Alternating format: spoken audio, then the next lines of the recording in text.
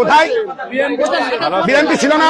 দাঁড়ান, এই দাঁড়ান, কেমন আছেন? দাঁড়ান দাঁড়ান দাঁড়ান, ভাই বলেন বিএনপি ছিল না?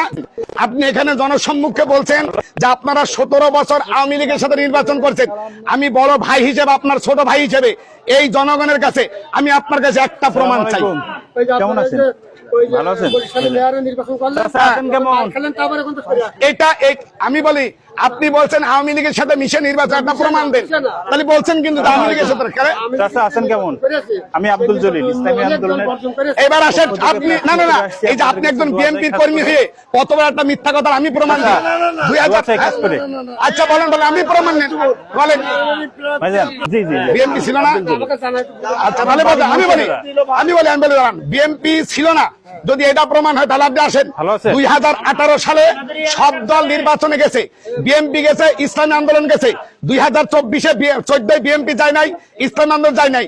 2018 সালে যে বিএনপির 6 জন এমপি হয়েছে, 6 জন এমপি সংসদে ছিল, শপথ বাক্য পাঠ করেছে। আবার কেন বাদ দেয়?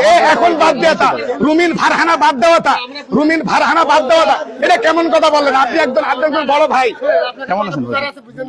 জি আলহামদুলিল্লাহ। তাহলে ইসলামী আন্দোলন আওয়ামী লীগের সাথে যায় নাই, তখন যে পরিস্থিতি হয়েছে, পরিস্থিতির মোকাবেলা।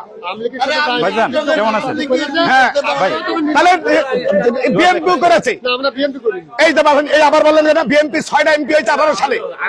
দাঁড়ান, বিএনপি 6টা, রুমিন ফারহানা সহ। দাঁড়ান, কথা বলেন না। বিএনপি, আরে আপনি কথা না, বিএনপি রুমিন ফারহানা সহ 6টা এমপি 18 সালে হয়েছিল, জানেন? হয়েছিল। আবার কেমন কথা বলেন? রুমিন ফারহানা দলের থেকে ত্যাগ? ভাই আপনি কি বলেন? এটা কথা বলেন? আপনি একজন বিএনপি লোকের কথা বললেন? রুমিন ফারহানার মতন একজন নেত্রীকে আপনি দল থেকে বাদ দিলেন।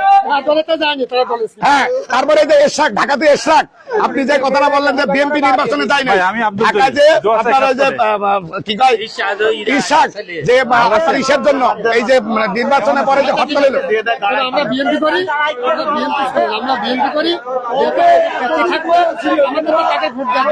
দেবেন, আপনারা দেবেন, আমরা বলছি এবার লড়াই হবে, তো এবার লড়াই হবে, এটাই তাই ইনশাআল্লাহ দেবেন। এখন কিছু বিএনপির লোকজনদেরকে চরমনার কিছু লোক তাদেরকে দেশীয় সাবান দিয়ে ধুয়ে দিল। আসলে বিষয়টা হলো, নির্বাচনে বিগত দিনে সবাই কিন্তু গেছে, কেউ ডাইরেক্টলি, কেউ আনডাইরেক্টলি। জাতীয় নির্বাচন আর স্থায়ী নির্বাচন কিন্তু ভিন্ন একটি প্ল্যাটফর্ম। জাতীয় নির্বাচনে বিএনপি যখন গিয়েছিল, ইসলামী আন্দোলন কিন্তু তখন